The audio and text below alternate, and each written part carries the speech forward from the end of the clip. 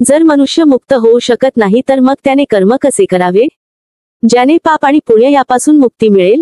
श्रीकृष्ण असे सांगतात की माणसाने आपल्या फळाची इच्छा सोडली पाहिजे आणि आपले कार्य आपला धर्म समजून केले पाहिजे.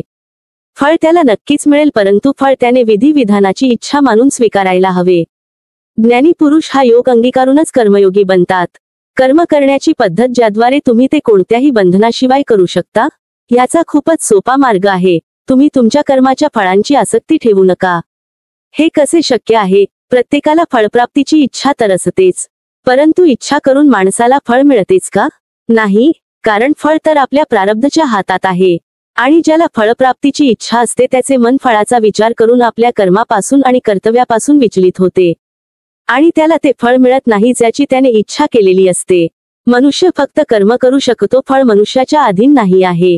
जर फळाची प्राप्ती मनुष्याच्या कर्मावर अवलंबून नसेल तर कर्म कशाला करावे?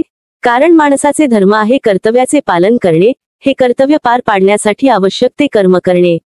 फळाची इच्छा एखाद्या व्यक्तीने ती सोडली तर कर्म करण्याची प्रवृत्ती कशी विकसित होईल? फळ मिळण्याच्या इच्छेने कृतीत गुंतलेली सामान्य माणसे सुखदुःखाच्या चक्रात अशी अडकतात की त्यांची मानसिक शांती नष्ट होते आणि प्रत्येक क्षणी फळ मिळेल या विचारानेच त्यांचा अऱ्हास होत जातो.